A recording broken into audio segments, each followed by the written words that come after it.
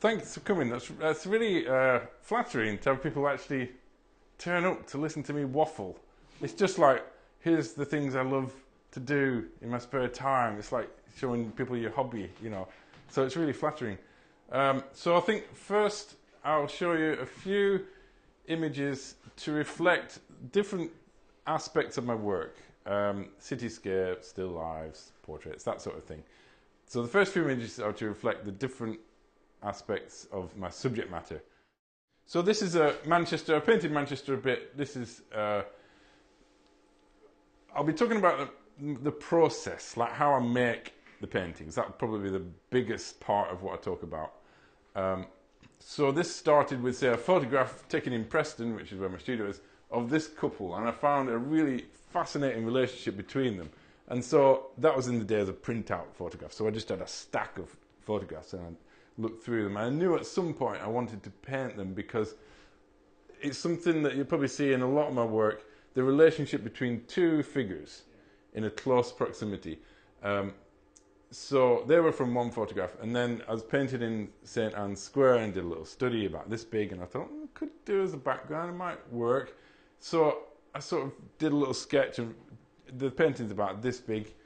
So I put it together in the studio and repainted bits and invented this figure who for me is like an angel type figure. Like, it's not by chance that the bit of light is at her back kind of thing. Although maybe nobody else in the world sees that, but for me it's important. And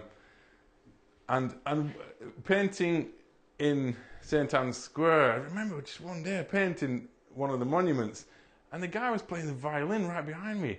And I thought, life does not get better than this. In the sunshine in St Anne's Square and somebody's serenading me. Like, it's just wonderful. I came early one morning with this big board like this on my easel and just set up in St Anne's Square and basically repainted the whole background as fast as I could before it got too busy.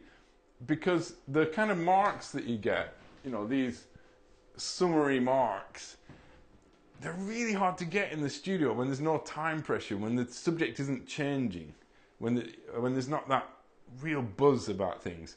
So a lot of the process of painting is to bring out the best aspects of each process. You can paint everything from photographs, and many artists do, and do it successfully. But for me, the combination of painting from life, painting from photos, painting from invention, painting from drawings, brings a more roundedness to my paintings and a more imaginative effect. I've talked for about half an hour on one picture, and we're going to be here all night at this rate. All right, so Manchester, London.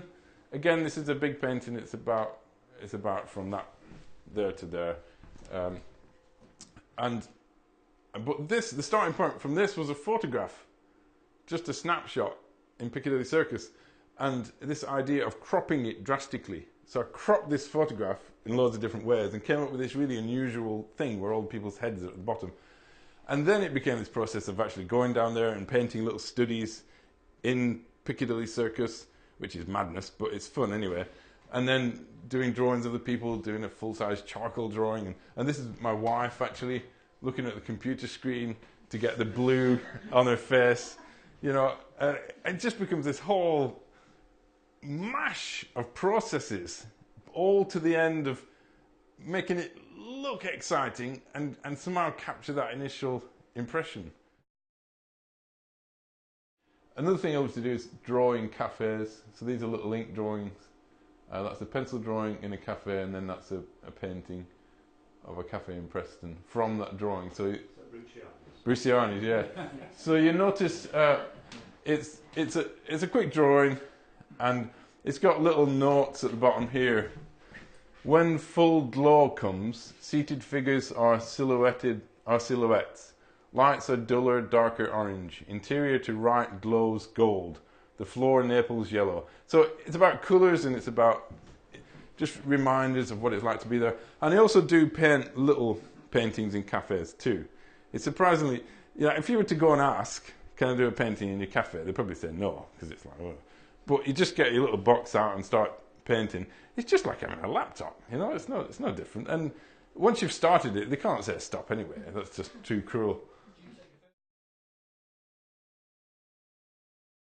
Took photographs and tried to keep about the same distance from people, and took all these photographs, and then got them back and thought, what am I going to do with all these? It's fascinating. But so I sort of stitched them together on Photoshop into a very rough organisation, and then did loads of drawings and reorganised things, and then swapped people. Like this guy used to have a wife next to him, but she disappeared, and then this guy's the PC doctor who works in the mill. That's my wife with another guy.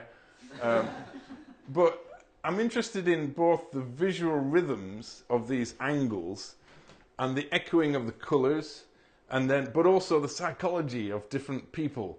I have stories about all these people. Like for me, this is a guy who's not very well because he's quite pale, and his missus is comforting him because he's not feeling very well.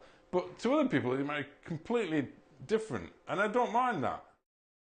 It's a sort of painting that's a massive investment of time, with nobody, certainly not commissioned or anything like that. Like, there's no promise of anything. I remember I exhibited it.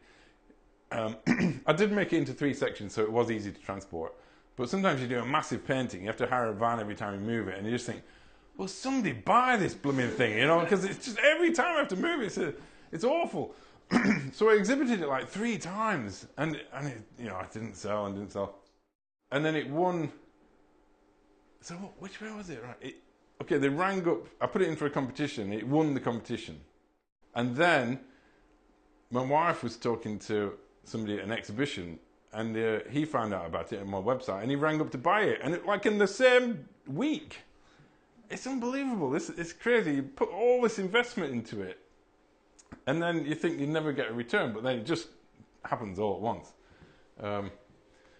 You don't need to know that. That's just boring. Right, this is another aspect of my work. I don't do much of this anymore, but I used to do a lot of commissions, portrait commissions, and this is probably the grandest setting I've done a commission in. It's Brewsham Hall, which is out near in the middle of nowhere, but it's really grand. It's fantastic, and that's the couple I was painting, Robert and Amanda Parker, and I managed to squeeze myself in the middle there. There's echoes of like Velasquez and what's the other guy? Van Eyck. Yeah, squeezing themselves into rather cheeky, but anyway. Did they mind you were in it? No, I did ask them, and they were fine about it. Yeah. I was thinking of, they've got a son and a daughter, and I was thinking of making them into these old people here, but I thought that'd be a bit twee, so I didn't. And still lives, I like doing still lives. One day, of course, still lives are still, and that's wonderful. This is painted outdoors, so you get the great reflected light in the inside of the mug, and the reflected colour in here, so you really get light bouncing all over the place. I just put this in every single slideshow that I do, just because it's fantastic. It's in the National Gallery in London, and for me, it's just a miracle of like the tenderness of the depiction, and the way it's painted. These slabs of paint, they're just really thick and immediate, and it tells a story, and it's just, there's this movement in it. It's just got everything in it as a painting. It's only a small one like this, and so.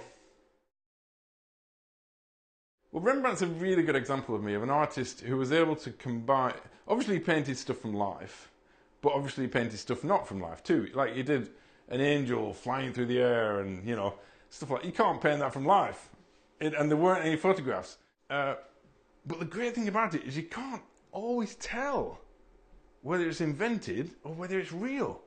And for me, that's just really exciting. It's like the high point. You know what I mean? So when you look at my paintings, I want you to be able to not really tell. Like, it looks like it's got the exciting brush marks of being painted from life, but it's also an interesting image, so it might have been invented. And I like that. I like the idea that you can't always tell. Trying to combine the best of different worlds.